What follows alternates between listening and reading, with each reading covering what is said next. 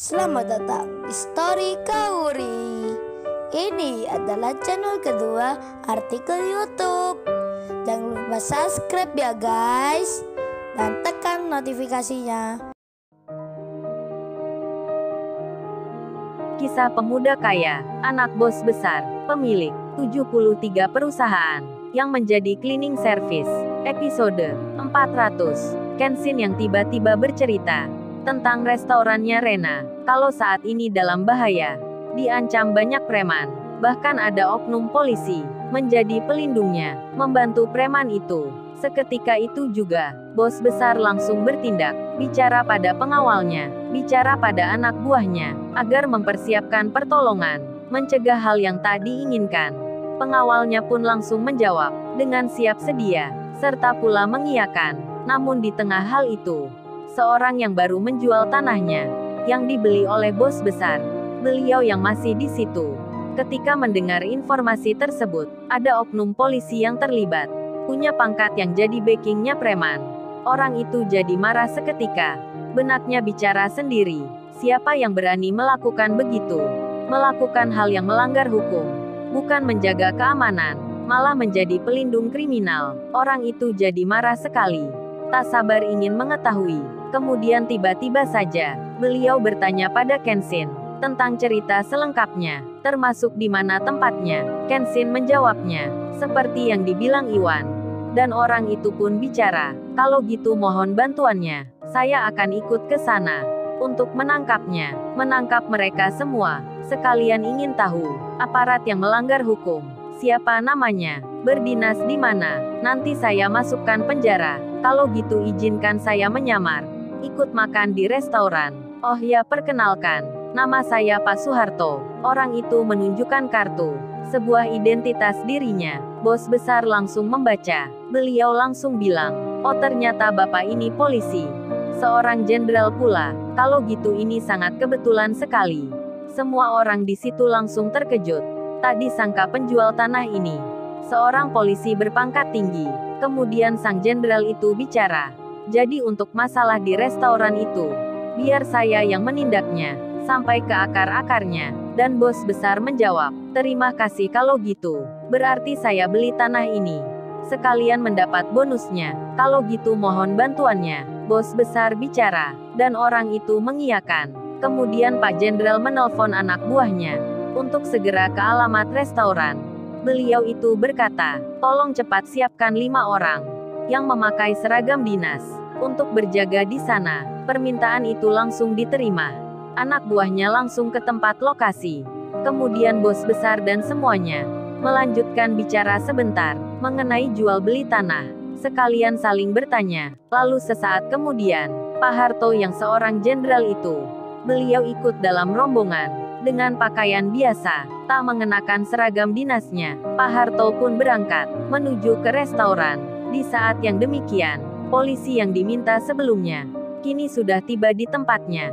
Mereka langsung berjaga, di pintu pagar masuknya, si Rena yang di dalam, serta Iwan, Ririn dan lainnya. Jadi terkejut melihatnya, tiba-tiba ada polisi di depan.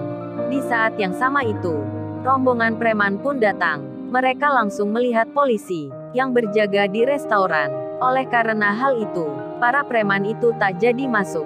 Mereka menunggu dan ingin tahu, ada apa yang terjadi. Kok bisa-bisanya ada beberapa polisi yang berdiri di situ, padahal selama ini tak ada polisi dari luar yang berani mengganggu. Kemudian salah satu dari mereka langsung saja menelpon pimpinannya. Ia kemudian bertanya, gimana nih bos? Kok ada aparat keamanan di sini? Siapa mereka ini? Kok bisa melindungi restoran? Ketika dapat pemberitahuan itu, bos preman pun terkejut. Langsung saja ia menyahut, apa kalian bilang ada polisi yang berjaga? Kalau gitu tunggu saja, kalian jangan masuk dulu. Ini aku akan teleponkan atasan polisi di sini. Kok bisa ada yang menjaga di sana? Bos preman memberitahukan, menceritakan masalah itu.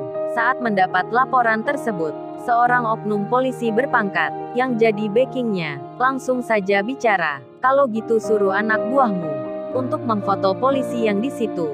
Saya mau tahu orang mana mereka. Hal itu pun segera disampaikan. Bos preman lalu memerintahkan, pada salah satu anak buahnya, agar mengambil foto polisi, yang saat ini ada di restoran. Setelah didapatkan, preman itu segera mengirimkan. Singkat cerita, seorang polisi berpangkat itu bilang, "Oh ini toh rupanya, ini polisi bukan dari sini, tapi dari luar wilayah ini. Pangkat mereka masih rendah, kok berani datang ke sini tanpa izin? Biar saya ke sana mengurusnya, akan mengusirnya, kurang ajar sekali. Berani masuk kawasan ini, tak bicara ke kantor dulu. Emang mendapat bayaran berapa?" Disuruh pemilik restoran itu. "Biar saya yang ke sana, akan kusuruh pulang semua." Bos preman pun mengiyakan. Anak buahnya disuruh menunggu sebentar, sampai polisi yang berjaga itu sudah diusir semua. Tak lama berselang, rombongan bos besar pun datang. Para preman melihat mobil beriringan.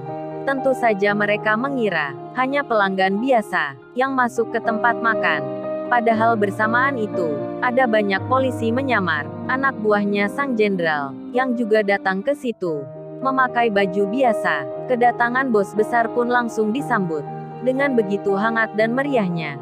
Si Rena jadi terkejut. Ia tak menyangka sekali ada tamu penting yang datang. Begitu banyak pula, sampai si Rena lupa akan masalahnya saat ini. Si Rena begitu nervousnya, deg-degan sekali jantungnya. Tiba-tiba seperti ini, dan dengan segera disuruh pegawainya mempersiapkan tempat terbaik serta menu makanan yang enak. Si Rena nampak bingung. Karyawannya juga sama, harus sibuk menyiapkan. Dan Kaori, yang berada di belakang bersama Kenshin. Akhirnya Kaori mengetahui, kalau ternyata yang punya restoran ini, bukan Mbak Rena yang biasanya, tapi si Rena yang punya Lamborghini. Kaori pun langsung bicara, "Pantas aja kamu betah tinggal di kota ini. Ternyata ada Mbak Rena yang ini. Aku kira tadi Mbak Rena teman sekolah kamu. Tapi nyatanya begini." Kenshin langsung menjawab, "Duh kamu Kaori, udah jadi istriku gini, masih cemburu aja. Jangan gitu Kaori, jangan berpikir yang aneh-aneh. Masa punya istri secantik kamu? Aku masih cari yang lain." Kaori menyahut, "Ya barangkali aja namanya juga ada kesempatan. Kali aja kamu manfaatkan." Kenshin pun bilang, "Bisa aja istriku ini. Kalau gitu ayo Kaori masuk ke dalam. Apa kamu nggak lihat di luar itu? Ada sekali banyak preman." Ternyata benar kata Iwan, restoran ini dalam bahaya. Kaori menjawab, "Iya banyak sekali ya. Aku sampai takut melihatnya. Untung tadi kita bertemu orang itu. Tak disangka banget ya. Bapak itu jenderal polisi. Jadi kita di sini aman Kenshin pun bicara, "Ayo Kaori kita makan. Itu sudah disiapin semua." Kaori menyahut, "Suapin aku ya nanti. Aku capek nih gak bisa makan sendiri." Kenshin menjawab, "Dasar istriku ini manja sekali. Di sini kan banyak orang. Iya kalau kita di rumah, itu nggak mengapa. Aku suapin kamu. Kalau di sini kan tempat yang umum. Entar kita malah jadi perhatian. Dilihat banyak orang." Kaori bicara, "Kan itu nggak mengapa Lagian kita kan udah menikah." Kenshin menyahut, "Iya nggak mengapa Kaori. Tapi ini kan ada ayahku. Ada ayahmu. Ada Pak Michael. Serta banyak lagi lainnya. Masa kamu nggak malu? Udah dewasa minta disuapin." Kaori pun bilang, "Iya deh aku mengerti. Kan aku cuman bicara aja." Gitu aja dianggap serius. Kenshin pun langsung berkata, Kaori kamu ini mirip anak kecil aja ya. Makan ciki sampai belepotan begini. Ini pipi kamu sampai kena sausnya." Kenshin dengan segera memakai tangannya membersihkan wajah istrinya. Kemudian Kenshin bilang, "Oh ya Kaori entar kalau makan, kamu yang hati-hati ya. Jangan belepotan kayak begini, entar malah ditertawakan orang." Kenshin bercanda menggoda Kaori. Kaori langsung menjawab, "Enak aja kamu bilangnya. Emang siapa yang mirip anak kecil? Pasti itu alasan kamu ya. Pingin pegang aku ini." Kenshin menyahut, "Masa pegang istri pakai alasan segala? Kamu ada-ada aja." Kaori pun tersenyum. Lalu setelah hal itu, mereka masuk ke dalam. Si Rena langsung melihatnya. Di saat yang demikian, seorang polisi berpangkat, yang jadi backingnya preman, sudah tiba di depan restoran. Dan dengan segera, menghampiri polisi yang berjaga. Beliau itu langsung bilang, dengan menunjukkan pangkatnya. Orang itu berkata, "Hei kalian, kenapa jaga di sini tanpa izin dulu? Ini wilayah perintah saya. Apa kalian sudah bosan jadi polisi? Berani melanggar aturan? Cepat tinggalkan tempat ini. Saya yang berkuasa di sini. Salah satu polisi yang dimarahi itu langsung saja bicara. Baik Pak, kami mengerti. Dan mereka semua pergi. Mangsa pun masuk dalam perangkap. Para preman pun bergerak, akan masuk ke restoran. Begitu pula dengan polisi itu, yang jadi backingnya preman. Masuk juga ke situ, hendak mengganggu tamu, membuat keributan. Tentu mereka tak mengira, kalau di restoran saat ini, ada seorang jenderal. Lalu, bagaimana kisah selanjutnya? Subscribe channel ini, untuk episode berikutnya. Terima kasih. Jangan lupa ya guys, untuk kelanjutan ceritanya ada di channel Story Kauri. Jangan lupa subscribe ya guys, dan tekan notifikasinya